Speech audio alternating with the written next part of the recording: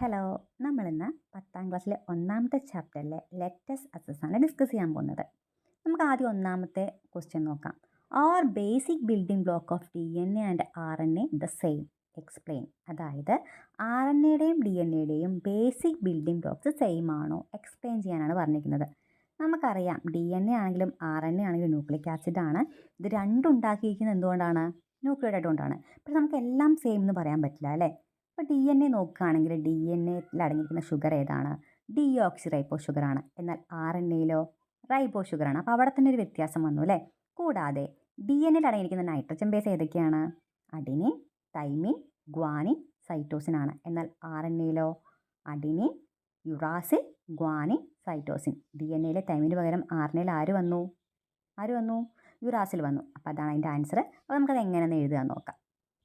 The basic building block of DNA and RNA are similar. അതായത് DNAയുടെയും RNAയുടെയും basic building block nucleotide ആണ്, അത് same ആണ്. But there are difference in there structure and function. അവിടെ ഫംഗ്ഷനിലും സ്ട്രക്ചറിലും എന്താണ് വ്യത്യാസമുണ്ട്. DNA nucleotides contain a sugar molecule called deoxyribose and one of the nitrogen bases adenine, thymine, cytosine or guanine. DNA അടങ്ങിയിരിക്കുന്ന sugar ഏതാണ്? Deoxyribose sugar ആണ്. അതിലടങ്ങിയിരിക്കുന്ന nitrogen base ഏതൊക്കെയാണ്? Adenine, thymine, guanine, cytosine. RNA nucleotides contain a sugar molecule called ribose and one of the nitrogen base adenine, uracil, cytosine or guanine. RNAത്തെ sugar ribose ഷുഗറും അത് nitrogen base ഏതൊക്കെയാണ്? Adenine, uracil, cytosine, guanine. ഇനി നമുക്ക് രണ്ടാമത്തെ question നോക്കാം. Analyse the statements and choose the appropriate one. അതായത് 3 statement തന്നിട്ടുണ്ട് അല്ലേ? ആ 3 സ്റ്റേറ്റ്മെൻറ്റ് വായിച്ചിട്ട് ആ 4 ഓപ്ഷനിൽ ഏതാണ് കറക്റ്റ് ആയതെന്ന് കണ്ടുപിടിക്കാനാണ്. അപ്പോൾ നോക്കി നോക്കാം. ആദ്യത്തെ സ്റ്റേറ്റ്മെൻറ്റ് നോക്കാം. F1 has similarity with both the parents. അതായത് F1ന് 2 പാരൻസുമായിട്ട് സിമിലാരിറ്റി ഉണ്ട്.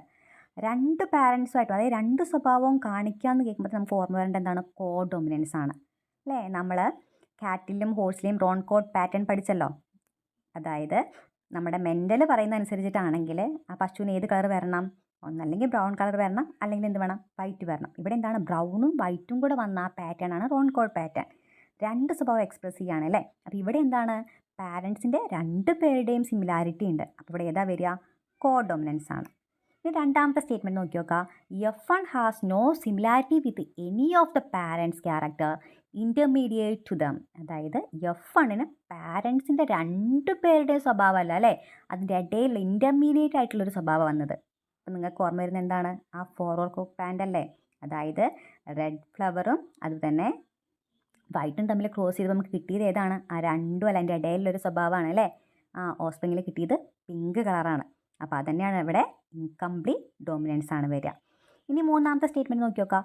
F1 has similarity with one of the parents. F1ന് എന്താണ്? ഏതൊരു പാരൻറ്റുമായിട്ട് സ്വഭാവമുണ്ട്. അതെന്തായിരിക്കും? എന്താണ്? ഡോമിനൻസ് ആയിരിക്കും അല്ലേ? അപ്പോൾ ഏത് ഓപ്ഷൻ ആയിരിക്കും കറക്റ്റ്? ഏതായിരിക്കും? ഓപ്ഷൻ സി ആണ്. സ്റ്റേറ്റ്മെൻറ്റ് 1 കോഡോമിനൻസ്, രണ്ടാമത്തെ എന്താണ്? ഇൻകംപ്ലീറ്റ് ഡോമിനൻസ്, മൂന്നാമത്തെ എന്താണ്? ഡോമിനൻസ്. ഓക്കെ അല്ലേ? നമുക്ക് മൂന്നാമത്തെ ചോദ്യം നോക്കാം. Which of the following is contributed by organism that reproduce sexually to their offspring? Sexually reproduce ചെയ്യുന്ന ഓർഗാനിസം ഇതിൻ്റെ ഏതാണ് കോൺട്രിബ്യൂട്ട് ചെയ്യുന്നത് അവരുടെ ഓസ്പ്രിങ്ങിലേക്ക്? എ എന്താണ്? എല്ലാ ജീൻസിനെയും കൊടുക്കും. B half of their genes. C എന്താണ്? 1/4 of their genes. D double the number of genes. നമുക്കറിയാം, നമുക്ക് സ്വഭാവം എന്ന് പറയുന്നത് പകുതി അച്ഛൻ്റെയും പകുതി അമ്മയുടെ അല്ലേ? അപ്പോൾ ഏതായിരിക്കും correct answer? Half of their genes. Option B ആണ് കറക്റ്റ് ആൻസർ. ഇനി നമുക്ക് നാലാമത് നോക്കാം. A tall pea plant with purple flower is crossed with the dwarf plant with white flower. ഇവിടെ പർപ്പിൾ ഫ്ലവർ ആണ് ഡോമിനൻറ്റ് ക്യാരക്ടർ. അപ്പോൾ വൈറ്റ് ഫ്ലവർ എന്തായിരിക്കും? Recessive ആണ്. നമ്മൾ ഓൾറെഡി നമ്മൾ ടെക്സ്റ്റിൽ പഠിച്ചിട്ടുണ്ട് അല്ലേ? ഡൈഹൈബ്രിഡ് ക്രോസിൽ tall plant with round seed അല്ലേ, അത് നമ്മൾ ക്രോസ് ചെയ്തു. അതുപോലെ തന്നെ ഡ്വാർഫ് പ്ലാന്റ് വിത്ത് ബ്രിങ്കിൾഡ് സീഡ് അല്ലേ. ഇവിടെ നമ്മൾ ഷേപ്പോ സീഡിന് പകരം എന്താണ്? ഫ്ലവറിൻ്റെ കളറാണ്. അപ്പോൾ അത് മാത്രമേ ഉള്ളൂ. മറ്റേതെന്താണ്? ടാൾ പ്ലാന്റ് തന്നെയാണ്. അപ്പോൾ അതിൽ എ ക്വസ്റ്റ്യൻ നോക്കി നോക്കാം. Illustrate the dihybrid cross of these and write the F2 ratio. ഇത് വരയ്ക്കാൻ പറഞ്ഞിട്ടുണ്ട്. നമ്മൾ ബോക്സൊക്കെ വരച്ച് ചെയ്തിട്ടില്ലേ, അതുപോലെ ഈ ടാൾ പ്ലാന്റ് വിത്ത് പർപ്പിൾ ഫ്ലവറും അതേപോലെ dwarf plant with white flower നമ്മൾ ക്രോസ് ചെയ്ത ആ ഒരു F2 റേഷ്യോ കണ്ടുപിടിക്കാൻ വേണ്ടിയിട്ട് ആ ബോക്സ് വരയ്ക്കണം. എങ്ങനെയൊക്കെ വരച്ചാലും റേഷ്യോ എന്തുതന്നെയായിരിക്കും? 9:3:3:1 തന്നെയായിരിക്കും. അപ്പോൾ ആ ചിത്രം എങ്ങനെ വരിക നോക്കാം. അപ്പോൾ ഇങ്ങനെയാണ് വരിക. നിങ്ങൾക്ക് അറിയാൻ വരയ്ക്കാം അല്ലേ? ഇതുപോലെ കറക്റ്റായിട്ട് വരയ്ക്കുക. അപ്പോൾ നമുക്ക് കിട്ടുന്ന റേഷ്യോ എത്രയായിരിക്കും? Tall plant with purple flower എത്രണ്ണം ഉണ്ടാവും? 9 എണ്ണം ഉണ്ടാവും. Tall plant with white flower എത്രണ്ണം ഉണ്ടാവും? 3 എണ്ണം. Dwarf plant with purple flower എത്രണ്ണം ഉണ്ടാവും? 3 എണ്ണം ഉണ്ടാവും. Dwarf plant with white flower ഒരെണ്ണമായിരിക്കും. അപ്പോൾ റേഷ്യോ എത്രയായിരിക്കും? 9:3:3:1. ഓക്കെ, നമുക്കിനി ബി ക്വസ്റ്റ്യൻ നോക്കാം. Did characters that differ from their parents appear in the F2 generation? Why? അതായത് പാരൻസിൽ ഇല്ലാത്ത സ്വഭാവം F2 ജനറേഷനിൽ വന്നോ? എന്തുകൊണ്ട്? വരില്ലേ? അതായത് പാരൻ്റ് എന്ന് പറയുമ്പോൾ എന്താണ്? ടാൾ പ്ലാന്റ് വിത്ത് പർപ്പിൾ ഫ്ലവറും ഡ്വാഫ് പ്ലാന്റ് വിത്ത് വൈറ്റ് ഫ്ലവറും ആണല്ലേ. അപ്പോൾ നമുക്ക് കിട്ടിയത് ഇത് രണ്ടും മാത്രമാണോ? അല്ല. Tall plant with white flower കിട്ടിയിട്ടുണ്ട്. അതുപോലെ തന്നെ ഡ്വാഫ് പ്ലാന്റ് വിത്ത് പർപ്പിൾ ഫ്ലവറൊക്കെ കിട്ടിയിട്ടുണ്ട്.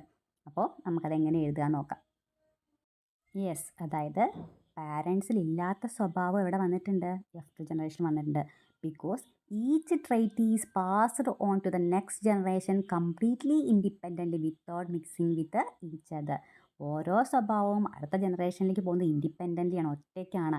അവരങ്ങോട്ടും ഇങ്ങോട്ടും മിക്സ് ആവാതെയാണ്. ആ ഒരു സെൻറ്റൻസ് പഠിച്ച് വെക്കുക കേട്ടോ. Without mixing with each other, ആ ഒരു സെൻറ്റൻസ് ഇമ്പോർട്ടൻ്റ് ആണ്. അതായത് നമ്മൾ ഡൈഹൈബ്രിഡ് ക്ലോസിൽ മെൻ്റലിൻ്റെ ഇൻഫ്ലുവൻസ് കൊണ്ട് ഒരു ബോക്സ് ഉണ്ട്, അതിൽ ഇതേ സ്റ്റേറ്റ്മെൻറ്റ് കൊടുത്തിട്ടുണ്ട്. അപ്പം നന്നായിട്ട് പഠിക്കുക. നമുക്കിനി സി ക്വസ്റ്റ്യൻ നോക്കാം. If both the genes are not assorting independently how does it effect the F2 ratio? അതായത് നമ്മൾ പറഞ്ഞത് എല്ലാ ജീൻസും ഇൻഡിപെൻഡൻ്റാണ് പോകുന്നതെന്ന് പറഞ്ഞു അല്ലേ. ഇൻഡിപെൻഡൻ്റ് അല്ല പോകുന്നെങ്കിൽ അത് F2 റേഷ്യോനെ എങ്ങനെ ബാധിക്കുന്നതാണ്? അതായത് നമുക്ക് ക്ലാസിക്കൽ മെൻഡലിയൻ റേഷ്യോ കിട്ടില്ല, വ്യത്യാസം വരും. അപ്പോൾ നമുക്ക് എങ്ങനെയാണ് എഴുതുകയെന്ന് നോക്കാം. അപ്പോൾ അതിൻ്റെ ആൻസർ നമുക്ക് ഇങ്ങനെ എഴുതാം. If the 2 genes do not segregate independently, അതായത് 2 ജീൻസ് ഇൻഡിപെൻഡൻ്റ് അല്ല പോകുന്നെങ്കിൽ the ratio in the F2 generation will deviate from the classical Mendelian ratio. അതായത് F2 ജനറേഷനിലെ റേഷ്യോ ക്ലാസിക്കൽ മെൻഡലിയൻ റേഷ്യോയിൽ നിന്ന് ഡീവിയേറ്റ് ചെയ്യും.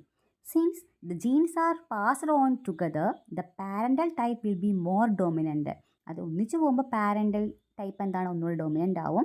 The phenotypic ratio can be 3:1 or closer. അതായത് ഇങ്ങനെ വരികയാണെങ്കിൽ ഇൻഡിപെൻഡൻ്റ്ലി പോയില്ലെങ്കിൽ ആ ഫീനോടൈപ്പിക് റേഷ്യോ 3:1 അതിനോട് അടുത്തതോ ആയിരിക്കും. Depending on the distance between the genes and the frequency of crossing over. അതായത് ജീൻസിന് തമ്മിലുള്ള ഡിസ്റ്റൻസ് അല്ലെങ്കിൽ ക്രോസിംഗ് ഓവറിൻ്റെ ഫ്രീക്വൻസി അതിനൊക്കെ ബേസ് ചെയ്തിട്ട് ഫീനോടൈപ്പ് റേഷ്യോ എത്രയാവാം? 3:1 അല്ലെങ്കിൽ അതിനോട് ക്ലോസർ ആയിട്ടോ ആയിരിക്കും. നമുക്കിനി 5ാമത്തെ ക്വസ്റ്റ്യൻ ഡിസ്കസ് ചെയ്യാം. How does dominance, co dominance and incomplete dominance differ from one another? Co dominance, dominance, incomplete dominance, ഇത് മൂന്നും തമ്മിൽ എങ്ങനെയൊക്കെയാണ് വ്യത്യാസപ്പെട്ടിരിക്കുന്നത്? നമ്മൾ 2ാമത്തെ ക്വസ്റ്റ്യൻ്റെ ആൻസർ പറഞ്ഞപ്പോൾ ഡിസ്കസ് ചെയ്തിരുന്നു അല്ലേ. അപ്പോൾ ഇതിൻ്റെ ആൻസർ എങ്ങനെയാണ് വരിക നോക്കാം. ആദ്യം നമുക്ക് എന്താ ഡൊമിനൻസ് നോക്കാം. Only one allele is expressed, അതായത് only the dominant allele is expressed. Dominate ചെയ്യുന്ന ആൾ മാത്രമാണ് എക്സ്പ്രസ് ചെയ്യുക അല്ലേ. മറ്റേ ആൾ ഹിഡൻ ആയിട്ടിരിക്കും, അതിനെന്ത് വിളിക്കും? റെസസീവ് അലീലിന്. അപ്പോൾ ഡൊമിനൻസ് പറഞ്ഞാൽ എന്താണ്? ഡൊമിനൻ്റ് അലീൽ മാത്രമാണ് എക്സ്പ്രസ് ചെയ്യുക. കോ ഡൊമിനൻസ് അപ്പോൾ നമുക്കറിയാം അല്ലേ, 2 അലീലും ഒരേപോലെ എക്സ്പ്രസ് ചെയ്യുക. Both alleles R expressed equally. Incomplete dominance പറയുമ്പോൾ എന്താണ്?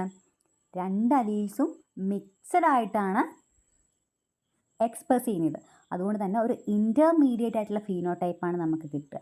രണ്ടും അല്ല, അതിൻ്റെ ഇടയിലുള്ളൊരു ഇൻ്റർമീഡിയറ്റ് ഫീനോടൈപ്പാണ് നമുക്ക് കിട്ടുക. Next question. Different phenotype ratios are obtained in monohybrid and dihybrid cross. നമുക്കറിയാം മോണോഹൈബ്രിഡ് ക്രോസിലും ഡൈഹൈബ്രിഡ് ക്രോസിലും ഡിഫറെൻറ്റ് ഫീനോടൈപ്പിക് റേഷ്യോ ആണ് കിട്ടുക. What does it indicate about the inheritance of character? ഇത് ക്യാരക്ടറിൻ്റെ ഇൻഹെറിറ്റൻസിനെ എങ്ങനെയാണ് ഇൻഡിക്കേറ്റ് ചെയ്യുന്നത്?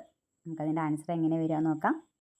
The reason why monohybrid and dihybrid crosses produce different phenotypic ratio is because of the number of genes involved and their independent assortment.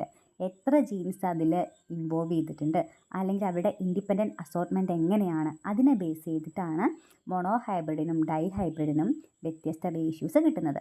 In monohybrid crosses only the dominant and recessive alleles interact. ഇവിടെ എന്താണ്? Dominant അലീലും recessive അലീലും മാത്രമാണ് മോണോഹൈബ്രിഡിൽ interact ചെയ്യുന്നത്. അതുകൊണ്ട് തന്നെ phenotype ratio എത്രയായിരിക്കും? 3:1 ആണ്. പക്ഷേ dihybrid ക്രോസിൽ ബോത്ത് ജീൻസ് സെഗ്രിഗേറ്റ് ഇൻഡിപെൻഡൻ്റ്ലി, രണ്ട് ജീൻസും ഇൻഡിപെൻഡൻ്റ്ലി ആണ് എന്ത് ചെയ്യുന്നത്, അടുത്ത തലമുറയിലേക്ക് സെഗ്രിഗേറ്റ് ചെയ്യുന്നത്. Due to the different combinations the phenotypic ratio is 9:3:3:1. അവിടെ ഡിഫറെൻറ്റ് കോമ്പിനേഷൻസ് ഉണ്ട്, അതുകൊണ്ട് തന്നെ ഫിനോടൈപ്പിക് റേഷ്യോ എന്താണ്, 9:3:3:1 ആണ്. This provides important clues about the inheritance of genes. ഇതെന്ത് നൽകുന്നുണ്ട്, ജീൻസിൻ്റെ ഇൻഹെറിറ്റൻസുമായിട്ട് ബന്ധപ്പെട്ട് ഇമ്പോർട്ടൻ്റ് ആയിട്ടുള്ള ക്ലൂസ് ആണ് തരുന്നത്.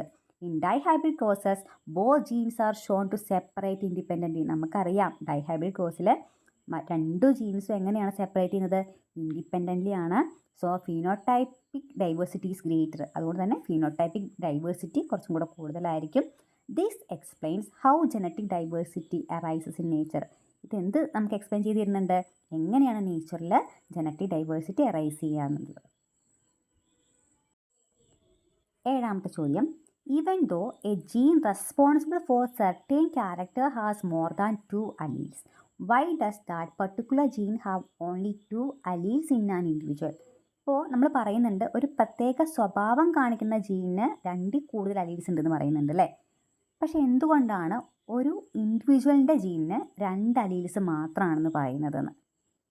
അപ്പോൾ അതിൻ്റെ ആൻസർ എങ്ങനെ വരിക നോക്കാം.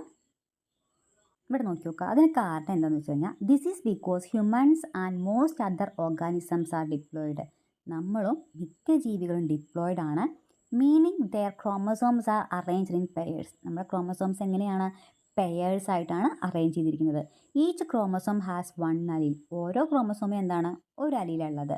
1 inherited from the mother and 1 from the father. ഒന്ന് എവിടെ നിന്ന് കിട്ടുന്നു, അമ്മയുടെ നിന്ന് കിട്ടുന്നു. ഒരെണ്ണം എന്താണ്, അച്ഛൻ്റെ നിന്ന് കിട്ടുന്നു. എട്ടാമത്തെ ചോദ്യം, although the DNA possesses all genetic information for protein synthesis, RNA is also required for protein synthesis. Why? അതായത് എല്ലാ ഇൻഫർമേഷനും DNA ഉണ്ട് പ്രോട്ടീൻ ഉണ്ടാക്കാനുള്ളത്, പക്ഷേ എന്നാലും ആര് വേണം, RNA വേണം. അതെന്തുകൊണ്ടാണ്, നമ്മൾ പറഞ്ഞിരുന്നു DNAക്ക് സ്വന്തമായിട്ട് എന്തിനുള്ള കഴിവില്ല, പ്രോട്ടീൻ സിന്തസൈസ് ചെയ്യാനുള്ള കഴിവില്ല. ഇൻഫർമേഷനൊക്കെ ഉണ്ട് അല്ലേ, വലിയ ആളാവേണ്ട കാര്യമില്ല, പ്രോട്ടീൻ ഉണ്ടാക്കാനുള്ള കഴിവില്ല. അതിനാര് വേണം, RNA വേണം. അപ്പോൾ അതിൻ്റെ ആൻസർ എങ്ങനെ എഴുതാൻ നോക്കാം. DNA which contains genetic information is a stable molecule. Genetic information അടങ്ങിയ DNA എന്ന് പറയുന്നത് ഒരു സ്റ്റേബിൾ മോളിക്യൂളാണ്. Stored in the nucleus of the cell. അതെവിടെ കാണുന്നത്, സെല്ലിലെ ന്യൂക്ലിയസിനുള്ളിലാണ്. DNA does not directly participate in the production of protein. നമ്മൾ നേരത്തെ പറഞ്ഞു DNAക്ക് എന്താണ്, പ്രോട്ടീൻ സ്വന്തമായിട്ട് പ്രൊഡ്യൂസ് ചെയ്യാൻ പറ്റില്ല, അതുകൊണ്ട് ഡയറക്റ്റായിട്ട് പാർട്ടിസിപ്പേറ്റ് ചെയ്യുന്നില്ല. RNA act as an intermediary in this. അപ്പോൾ ഇതിൽ RNA ആണ് ഒരു ഇൻ്റർമീഡിയറ്റ് ആയിട്ട് ആക്ട് ചെയ്യുന്നത്.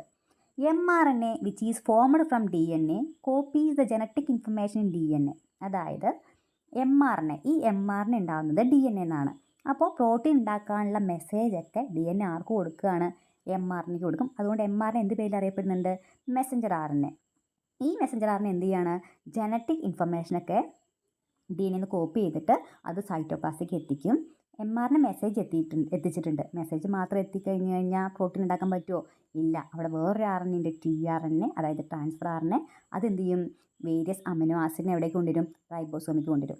അപ്പോൾ മെസ്സേജും എത്തിയിട്ടുണ്ട് എങ്ങനെ പ്രോട്ടീൻ ഉണ്ടാക്കണം എന്നുള്ളത്, അതുപോലെ അമിനോ ആസിഡും എത്തിയിട്ടുണ്ട്. ഇനി അവിടെ വേറൊരു RNA ഉണ്ട്, അതാണ് rRNA. ആ rRNA എന്ത് ചെയ്യാണ്, ഈ അമിനോ ആസിഡൊക്കെ കൂട്ടിച്ചേർത്തിട്ട് പ്രോട്ടീൻ ഉണ്ടാക്കും. rRNA regulates structure and function of the ribosome. അപ്പോൾ rRNA എന്ത് ചെയ്യുന്നുണ്ട്, റൈബോസോമിൻ്റെ സ്ട്രക്ചറും ഫങ്ഷനൊക്കെ റെഗുലേറ്റ് ചെയ്യുന്നുണ്ട്. അങ്ങനെ ഈ 3 RNAയുടെയും പ്രവർത്തന ഫലമായിട്ടാണ് എന്തുണ്ടാവുന്നത്, പ്രോട്ടീൻ ഉണ്ടാകുന്നത്. DNA പാർട്ടിസിപ്പേറ്റ് ചെയ്യുന്നില്ലെങ്കിലും വേണ്ട ഇൻഫർമേഷൻ അല്ലെങ്കിൽ മെസ്സേജ് കൊടുക്കുന്ന ആരാണ്, DNA ആണ് കേട്ടോ. 9th question, how do codominance and multiple allelism function in the determination of blood group in the ABO blood grouping in human being? Explain. നമുക്കറിയാം ബ്ലഡ് ഗ്രൂപ്പ്, ഹ്യൂമണിലെ ബ്ലഡ് ഗ്രൂപ്പ് എന്ന് പറയുന്നത് multiple അലീൽസിന് എക്സാമ്പിളാണ്. അതായത് IA, IB, I, ഈ അലീൽസൊക്കെ blood ഗ്രൂപ്പിൽ കാണുന്നുണ്ട്. IA മാത്രമാണെങ്കിൽ blood group ഏതായിരിക്കും, A ബ്ലഡ് ഗ്രൂപ്പാണ്. IB ആണെങ്കിലോ ബ്ലഡ് ഗ്രൂപ്പ് B ആണ്. വെറും I ആണെങ്കിലോ ബ്ലഡ് ഗ്രൂപ്പ് O ആണ്. IAയും Bയും ഉണ്ടെങ്കിലോ ബ്ലഡ് ഗ്രൂപ്പ് AB ആണ്. അപ്പോൾ കുറേ അലീൽസ് ഉണ്ട്, അതുകൊണ്ട് നമുക്ക് മൾട്ടിപ്പിൾ അലീൽസ് എന്ന് പറയും. അപ്പോൾ കോഡോമിനൻസ് പറയുമ്പോൾ രണ്ടും ഒരേപോലെ എക്സ്പ്രസ് ചെയ്യുകയാണ് അല്ലേ. ഇവിടെ നോക്കി നോക്കാം, ഐ എയും ഐ ബിയും ചേർന്ന് കഴിഞ്ഞാൽ ബ്ലഡ് ഗ്രൂപ്പ് എ ബി ആയി. അപ്പോൾ എയും ചേർന്നു ബിയും ചേർന്നു, രണ്ടുപേരും കൂടെ ചേരുകയല്ലേ. അപ്പോൾ അത് ഇതിനും കൂടെ എക്സാമ്പിളാണ്, കോഡോമിനൻസിനും കൂടെ എക്സാമ്പിളാണ്. അപ്പോൾ ബ്ലഡ് ഗ്രൂപ്പ് എന്ന് പറയുന്നത് മൾട്ടിപ്പിൾ അലീലിസും കാണിക്കുന്നുണ്ട്, അതിൻ്റെ കൂടെ എന്തും കൂടെ കാണിക്കുന്നുണ്ട്, കോഡോമിനൻസും കാണിക്കുന്നുണ്ട്. അത് നമുക്ക് ജസ്റ്റ് ഒന്ന് എക്സ്പ്ലെയിൻ ചെയ്യാം. The ABO blood group system in human is based on the concept of codominance and multiple allelism. Human ABO blood group എന്ന് പറയുന്നത് കോഡോമിനൻസ് അതുപോലെ മൾട്ടിപ്പിൾ അലീലിസം രണ്ട് കൺസെപ്റ്റിനെ ബേസ് ചെയ്തിട്ടുള്ളതാണ്. In this system the I gene has 3 alleles. ഏതൊക്കെയാണ്? I A, I B, I എന്ന് പറഞ്ഞ blood group ഏതാണ്? എ. ഐ ബി പറഞ്ഞു കഴിഞ്ഞാൽ ബി, ഒ എന്ന് പറഞ്ഞാൽ എന്താണ്? വെറും I. Therefore it is multiple allelism. കാരണം രണ്ടിൽ കൂടുതൽ അലീൽസ് വന്നു അല്ലേ, അപ്പം നമുക്ക് എന്ത് പറയാം? മൾട്ടിപ്പിൾ അലീൽസ് എന്ന് പറയാം. Of these I A and I B are codominant. I എയും ഐ ബിയും കോഡോമിനൻ്റ് ആണ്. Meaning that both are expressed equally. രണ്ടുപേരും എന്താണ്? ഒരേ സമയം എക്സ്പ്രസ് ചെയ്യുന്നുണ്ട്. The I allele is recessive, meaning that only I A and I B are expressed when they are present.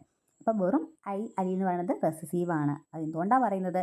I എയും I ബിയും വന്നു കഴിഞ്ഞാൽ അവരാണ് എക്സ്പ്രസ് ചെയ്യുക. For example, people with the I A I B genotype will have blood type A B. I എയും I ബിയും genotype ഉള്ള ഒരാൾക്ക് ബ്ലഡ് ഗ്രൂപ്പ് ഏതായിരിക്കും? എ ബി ആയിരിക്കും. കാരണം അവിടെ ഐ എയും ഐ ബിയും കോഡോമിനൻ്റ് ആണ്, രണ്ടുപേരും കൂടെ വരുന്നുണ്ട്, ഒരുപോലെ എക്സ്പ്രസ് ചെയ്യുന്നു, അതുകൊണ്ട് അതെന്താണ്? കോഡോമിനൻ്റ് ആണ്. സോ ബോത്ത് ആർ എക്സ്പ്രസ്ഡ്, രണ്ടുപേരും എക്സ്പ്രസ് ചെയ്യുന്നതുകൊണ്ട് കോഡോമിനൻ്റ് ആണ്. People with the I A I genotype will have blood type A. The I A അലീൽ mask. ഒരാൾക്ക് ഐ എയും വെറും ഐയും ആണെങ്കിൽ അയാളുടെ ബ്ലഡ് ഗ്രൂപ്പ് എന്താണ്? എ ബ്ലഡ് ഗ്രൂപ്പ് തന്നെയാണ്. അവിടെ സ്മോൾ ലെറ്റർ ഐ എന്താണ്? മറഞ്ഞിരിക്കുക ചെയ്യുന്നത്.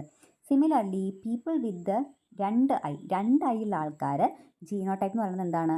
ഓ ആയിരിക്കും. കാരണം സ്മോൾ ലെറ്റർ ഐ എന്ന് പറയുന്നത് എന്താണ്? റെസസീവാണ്. അപ്പോൾ ഇതൊക്കെ എന്തിന് എക്സാമ്പിളാണ്? മൾട്ടിപ്പിൾ അലീലിസത്തിന് എക്സാമ്പിളാണ്. അപ്പം നമുക്ക് പറയുക എന്താണ്? A B O blood group ഹ്യൂമണിലെ കോഡോമിനൻസും അതുപോലെ മൾട്ടിപ്പിൾ അലീലിസം എന്നീ രണ്ട് കൺസെപ്റ്റും എന്താണ്? സാറ്റിസ്ഫൈ ചെയ്യുന്നുണ്ട് അല്ലേ? രണ്ടിനെയും ബേസ് ചെയ്തിട്ടാണ് ഈ ബ്ലഡ് ഗ്രൂപ്പ് എന്ന് പറയുന്നത്. നമുക്ക് ലാസ്റ്റ് ക്വസ്റ്റ്യൻ നോക്കാം.